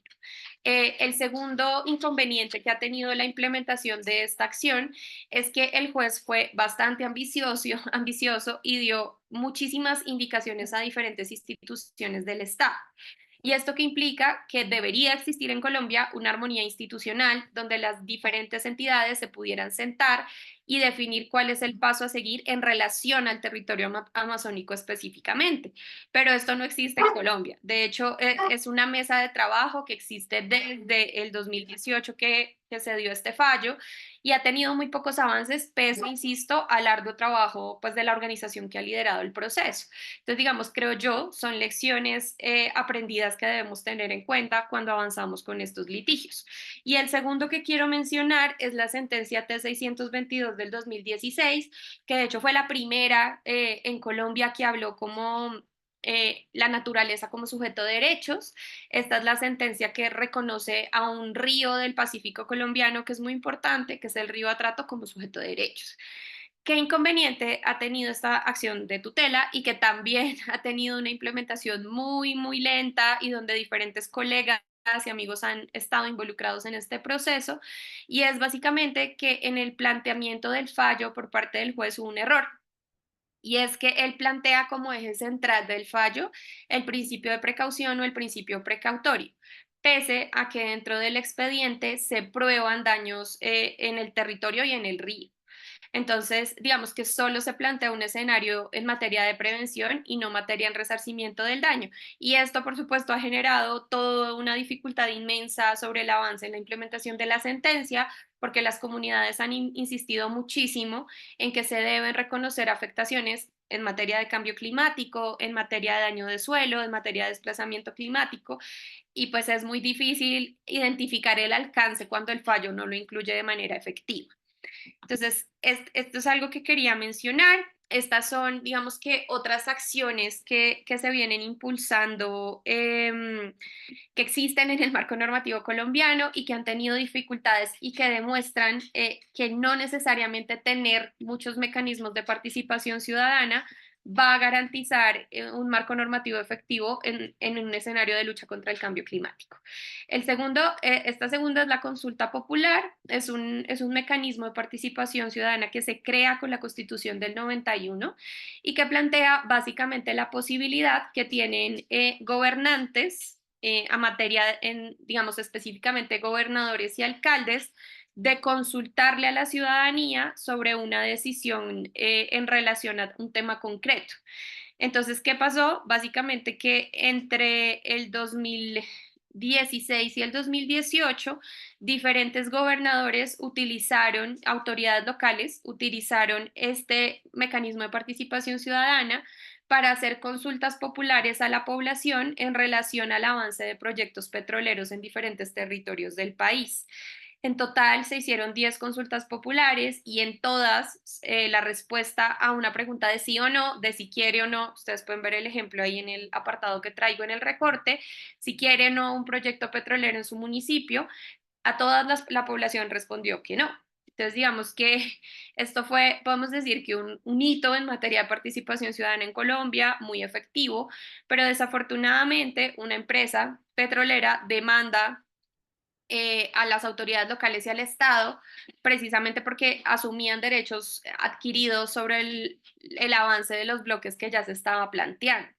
Y desafortunadamente en el 2018 la Corte define que la consulta popular no puede utilizarse para definir el desarrollo de actividades de explotación y exploración del subsuelo, dado que esta es una responsabilidad única y directamente asumida por el Estado, y plantea un escenario de delimitación del mecanismo de participación ciudadana.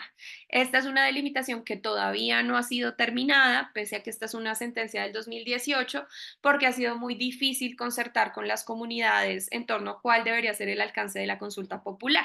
Entonces aquí podemos ver como también la dificultad en la implementación de estos mecanismos, pese a que tienen efectividad, pero luego hay una respuesta y una acción muy fuerte por parte de las empresas. Y finalmente, las audiencias públicas ambientales como un mecanismo administrativo de participación ciudadana de los que tenemos en Colombia, y este aplica al interior de las licencias públicas ambientales, que es básicamente el proceso donde se aprueba o no se aprueba un proyecto determinado en materia de infraestructura, minería, infraestructura, hidrocarburos, perdón, o el que sea. Y básicamente es un espacio de, digamos, de diálogo entre las partes, entre la empresa, entre la comunidad, entre el gobierno, en este caso representado por la Agencia Nacional de Licencias Ambientales, que es la que aprueba los proyectos, y en donde las partes dan argumentos del por qué es viable o no es viable el proyecto. El problema de este mecanismo, al ser el único que existe en el proceso de otorgamiento de una licencia ambiental, es que no es un escenario decisorio, o sea, no es un escenario donde van a llegar a un acuerdo o a un consenso entre las partes, es simplemente un escenario de información y la mayoría de veces la comunidad no obtiene información previa a la audiencia para prepararse de manera efectiva. Entonces, por ejemplo, información técnica sobre el impacto socioambiental del proyecto o sobre, por ejemplo, el alcance que va a tener el proyecto a partir de información entregada por la empresa. Y pues la empresa sí es un actor que llega súper preparado y esto termina generando mayor tensión entre las partes y posiblemente una vez sea otorgada la licencia, un escenario de mayor probabilidad de conflictividad socioambiental. Nosotros, desde Ambiente y Sociedad, creemos que todos estos problemas que se acaban de mencionar, si bien el acuerdo de Escazú no llega a resolverlos todos de inmediato, sí se plantea como un escenario de revisión del alcance de los mecanismos y tal vez entender cuál ha sido su efectividad en un escenario de licenciamiento ambiental o en un escenario de conflictividad socioambiental y tal vez hacer una revisión de cuáles mecanismos funcionan y cómo hacerlos efectivos para todos los actores en medio de un conflicto. Y finalmente, el tercer derecho, que es la justicia ambiental, de acuerdo con la definición de la CEPAL, es la capacidad de los ciudadanos de recurrir a árbitros imparciales e independientes para proteger los derechos ambientales o para corregir un daño ambiental y resolver de manera expedita disputas relacionadas con el acceso a la información y a la participación en decisiones que afectan el ambiente. Los árbitros imparciales pueden ser mediadores, tribunales administrativos o tribunales de justicia, entre otros. Entonces podemos ver que nuevamente se reitera esta articulación necesaria entre los tres derechos de acceso, es algo que se repite y se reitera mucho en la estructura del Acuerdo de Escazú y es algo a lo que sin duda debemos prestarle mucha atención. Entonces, en este aspecto, recordar básicamente en Colombia, en materia de justicia ambiental, creo que es donde tenemos el mayor reto y esto ocurre en muchos de los países de la región, salvo algunas excepciones donde ya existen tribunales, como es el caso de Chile. Por supuesto, existen diferentes retos en su implementación, pero en el caso de países como Colombia, nosotros debemos de partir por una discusión muy a fondo sobre cuál es el mecanismo para generar una efectividad en la implementación de fallos judiciales, que es un poco todo lo que les acabo de mencionar y las problemáticas que hemos tenido en diferentes sentencias en materia de litigio climático en el país.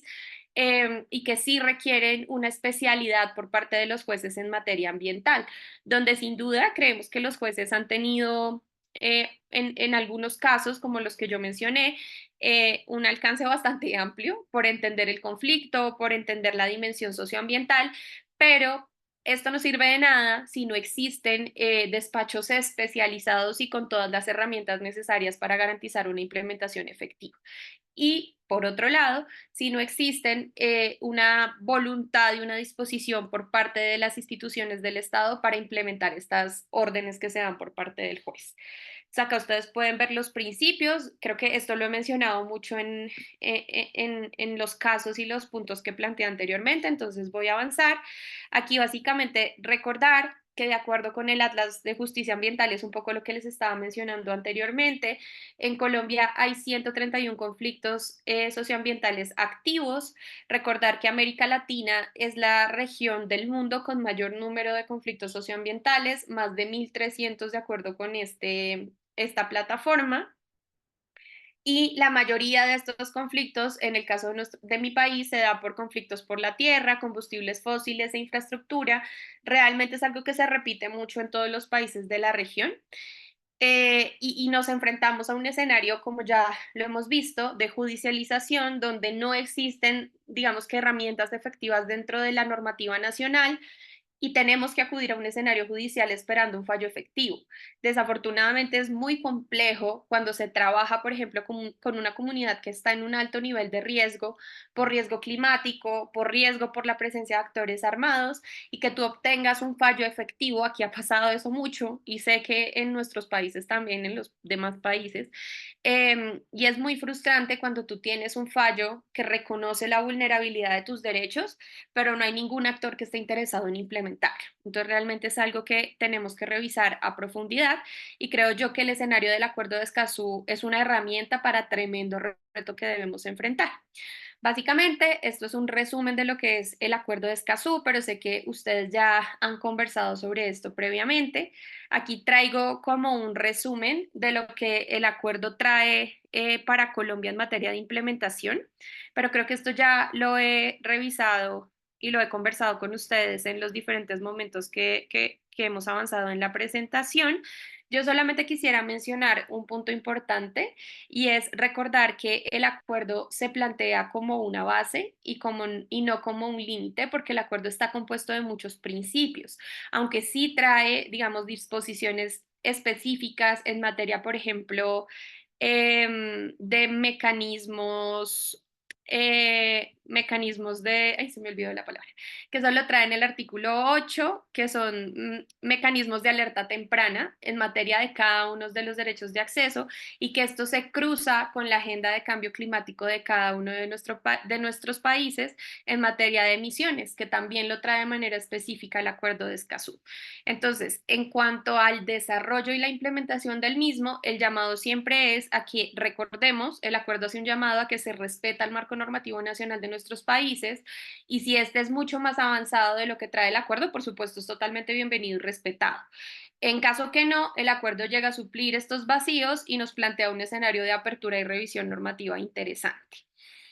Yo aquí traje algunos aspectos específicos en función de casos donde nosotros hemos visto que el acuerdo tiene una implementación efectiva y que son casos que en Ambiente y Sociedad hemos trabajado desde un escenario de litigio climático. Entonces, por ejemplo, en este caso que habla en temas de tenencia de la tierra, el Piedemonte Amazónico en Colombia es uno de los territorios donde mayor conflictividad hay por la tenencia de la tierra. Esto porque hay diferentes actores que están interesados en diferentes usos de estos territorios. Entonces están las comunidades que impulsan un escenario sustentable de protección, de conservación del territorio, pero con el respeto de su habitabilidad en el mismo. Por otro lado, están empresas que tienen intereses del avance de proyectos productivos, extractivos en este territorio. Y por otro lado, tenemos el Estado, que muchas veces está mucho más hacia el lado de las empresas, en algunas ocasiones hacia el lado de las comunidades. Entonces, hay una tensión constante a la habitabilidad en estos territorios. Esto nos lleva a una cifra de que el 67% de la tenencia de la tierra en Colombia es informal. Gran parte de la informalidad se encuentra en zonas de reserva forestal, que son básicamente zonas reconocidas por el Estado colombiano que deben ser protegidas, esto en el departamento del Caquetá, y en el departamento del Putumayo, la cifra es que el 45.59% de la población no tiene acceso a vivienda digna, ni servicios públicos adecuados e ingresos económicos suficientes.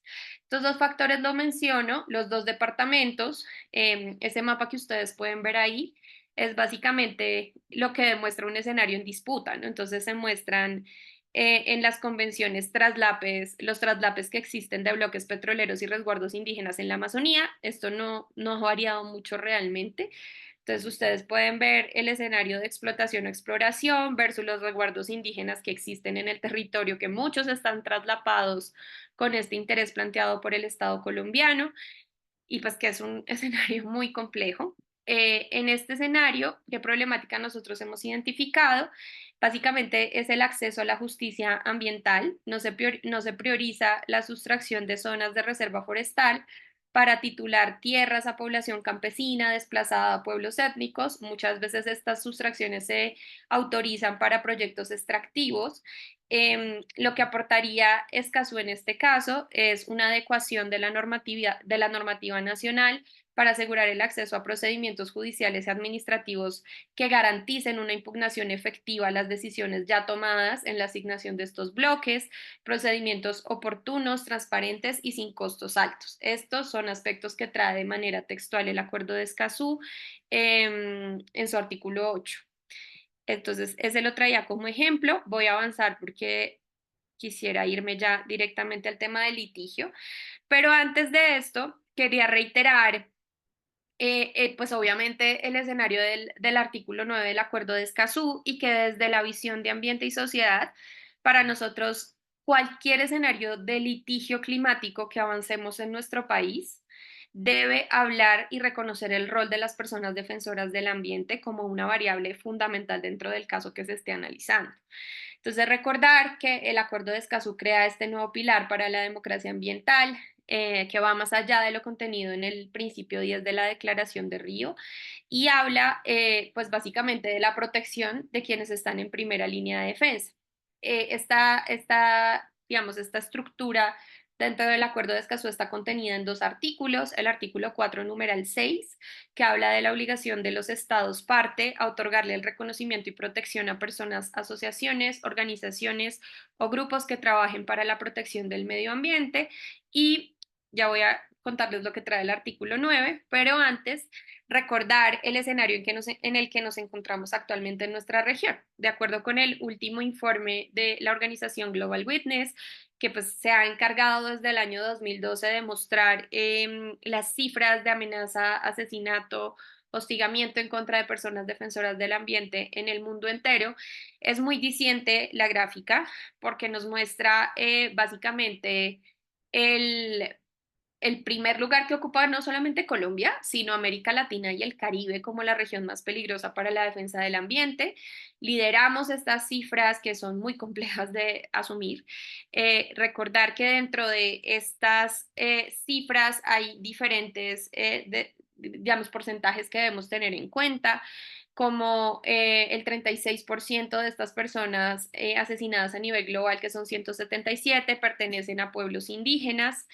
El 11% fueron cometidos contra mujeres defensoras, y aquí se hace un especial reconocimiento a que no solo está el escenario pues del ataque inminente sobre la persona, sino que en el caso de las mujeres hay violencias basadas en género reiteradas, como es el rechazo dentro de la misma comunidad, la discriminación o la violencia sexual, también el reconocimiento de vulnerabilidad de otros grupos étnicos, como es el caso de los afrodescendientes que ocupan, que consolidan el 7% de este total planteado por la organización, 22% habla de agricultores a pequeña escala, y pues también se integra la cifra de menores de edad dentro de este análisis que se hace. Me parece interesante que ellos desagregan el número de personas asesinadas en virtud de los motores de la muerte, como ellos los llaman, y creo que esto es algo a tener en cuenta cuando se plantea un caso de litigio climático. Y es que, claro, estamos viendo, digamos que titulares de la acción como afectados, pero creo que también debemos llegar a ese escenario en lenguaje Escazú de evaluar si esta persona, que probablemente la respuesta sea sí, cumple un rol de defensa ambiental dentro de su territorio. Y esto, por supuesto, lo hace aún más vulnerable y hace que tengamos en cuenta una categoría que ya está consolidada dentro del Acuerdo de Escazú y que, por supuesto, va a fundamentar mucho más el caso que estemos analizando. Como les mencionaba anteriormente, ¿qué nos trae el Acuerdo de Escazú? Pues esto es básicamente la primera parte, un contexto de lo que implica para Colombia ocupar el primer lugar como país más peligroso para la defensa del ambiente, pero quisiera enfocarme en qué trae el artículo 9 en materia de protección de personas defensoras. Entonces busca garantizar un entorno seguro y propicio para la defensa del ambiente sin amenazas ni restricciones. Busca que se generen medidas adecuadas y efectivas para reconocer y proteger los derechos a la vida, integridad personal, libertad de expresión, reunión, asociación y libre circulación de quienes defienden el ambiente, la obligación de prevenir y sancionar ataques contra defensores ambientales. Aquí es importante, y lo dejo para su revisión, una definición que fue creada por parte del Consejo de Naciones Unidas a partir de la resolución 4011 del 2019, que define y reconoce qué implica ser un defensor ambiental. Y creo que esta definición es fundamental. El Acuerdo de Escazú no trae una definición de lo que es ser un defensor ambiental, trae un marco de protección que deben aplicar los estados. Entonces creo que debemos apoyarnos en este avance normativo que ya se da a nivel internacional, y creo que lo más importante de esta definición para cualquier planteamiento en un escenario de litigio es que reconoce a los pueblos étnicos indígenas como principales afectados por el cambio climático debido a su dependencia del medio ambiente y sus recursos y a su estrecha relación con ellos. Pues esto, además de todo el reconocimiento amplio que hace en esta definición, que es bastante completa, creería yo. Esto lo voy a avanzar. Aquí básicamente les cuento un poco cómo está la situación de protección de personas defensoras en Colombia, pero en resumen, creo que esta sentencia que fue expedida hace muy poco, la sentencia SU 546 del 2023, es una sentencia donde la Corte Constitucional declara el declara el estado de cosas inconstitucional por la grave y generalizada violación de los derechos fundamentales de la población líder y defensora de derechos humanos en nuestro país y la insuficiencia de las respuestas del gobierno y la fiscalía. Reconoce el derecho a defender derechos de quienes están en primera línea de defensa, la indolencia, el silencio o la negligencia no son admisibles, ordena al gobierno adoptar un plan integral que supere la desarticulación e ineficiencia de la política pública que existe actualmente. Entonces, creo que esto resume un poco cuál es la situación en Colombia. Existen innumerables entidades, principalmente todas en cabeza de la Unidad Nacional de Protección, que deben cumplir con un escenario de protección efectiva, pero que no está existiendo, y esto se refleja no solamente en las cifras, sino en el aumento en los diferentes territorios a nivel nacional, por ejemplo, de la deforestación y los escenarios de conflictividad en ecosistemas estratégicos. Y en segundo lugar, quería mencionar esta sentencia, que es importante porque en ella la Corte reconoce la existencia del desplazamiento forzado interno por factores ambientales y climáticos, incluidos hechos asociados al cambio climático. La Corte en esta sentencia, y esta también es muy reciente, es de este año, reconoce el concepto de desplazamiento forzado por factores ambientales, reconoce que puede ser causado por desastres ambientales repentinos, como por procesos graduales de deterioro ambiental como el cambio climático, la deforestación o la acidificación de los océanos. Y aquí les doy varias características de lo que ordena la Corte.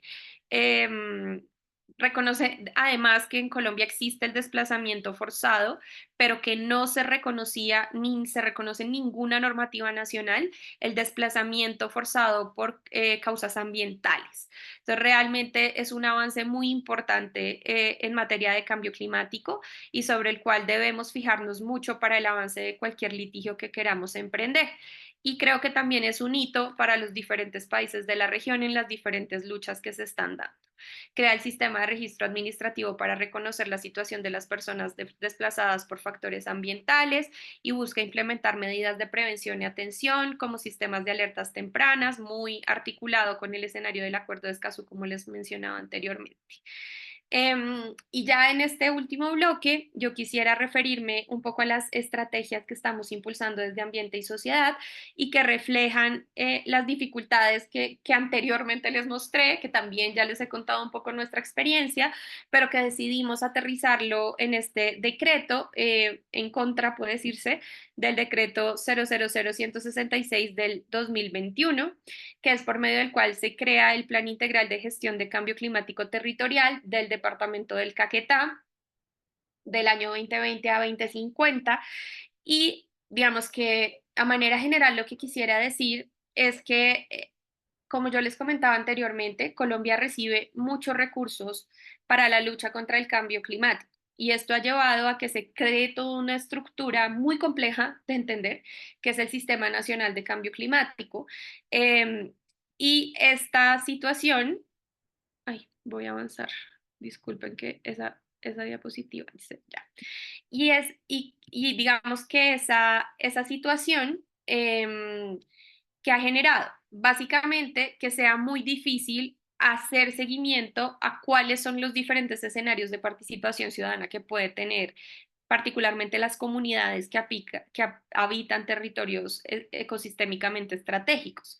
Nosotros escogimos el departamento del Caquetá, es un departamento amazónico en donde nosotros hemos trabajado ya hace muchísimos años y básicamente lo escogimos porque en el marco de este plan de gestión de cambio climático se plantea un objetivo muy puntual y es que se deben consolidar un espacio o unos espacios de participación ciudadana que son los subnodos de cambio climático, en donde debe haber una participación activa de comunidades étnicas y campesinas que habitan este territorio. Desafortunadamente, si bien desde Ambiente y Sociedad nos pareció un escenario de oportunidad enorme que fue creado en el año 2020, lo que nos encontramos es que no han sido efectivamente implementados y que si bien las comunidades han sido convocadas en diferentes oportunidades, no se convierte en un órgano activo dentro del Sistema Nacional de Cambio Climático, donde ellos puedan hacerle seguimiento, por ejemplo, a los proyectos que se adjudican a nivel comunitario en materia de los 6 ejes que ustedes ven al final y que se supone que son los ejes que deben tenerse en cuenta para repartir los recursos a nivel comunitario para la protección de los territorios. Entonces, si estos subnodos no están activos, pues no existe, digamos, un escenario de veeduría ciudadana efectivo frente a la adjudicación de estos proyectos. Y esto se evidencia en la trazabilidad que nosotros hemos hecho de comunidades que no están siendo apoyadas de manera efectiva por parte del Estado, pese a que tienen ideas o proyectos a pequeña o a mediana escala para proteger el territorio amazónico de un escenario de degradación causada por diferentes motores de deforestación. ¿Qué es lo que nosotros hemos identificado? Básicamente que hay una posible omisión de cumplimiento de este decreto, particularmente en este escenario de participación ciudadana, y que esto no se evidencia en la disminución en el porcentaje de deforestación en el departamento del Caquetá, que es básicamente la forma de corroborar que no está siendo efectivo el objetivo mismo del decreto, ¿no? Que es luchar contra el cambio climático, particularmente contra la deforestación en territorio amazónico.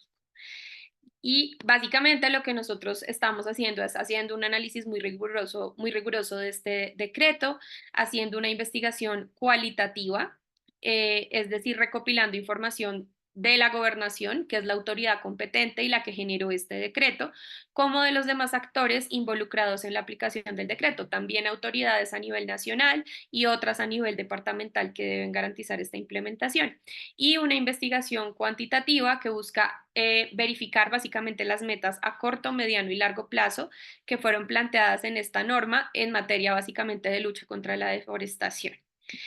Nosotros nos hemos enfocado en esta etapa, básicamente en solicitud tanto a la gobernación como a la gobernación del Caquetá y al IDEAM a solicitarles básicamente información sobre el avance y la aplicabilidad de este decreto. Y como yo les comentaba anteriormente, les reiteraba, para las organizaciones y la ciudadanía en Colombia es muy difícil acceder a la información, esta no es la excepción. Muchos derechos de petición no han tenido respuesta de manera efectiva. Hemos tenido que interponer acciones de amparo por la vulneración del derecho de petición, que en Colombia es un derecho fundamental. Y esto, pues, por supuesto, retrasa un montón todo el proceso, pero también hace parte de esa verificación de barreras que existen para acceder a la información en materia simplemente de la implementación de un plan integral de cambio climático en un departamento, que debería ser algo totalmente público y fácil de entender.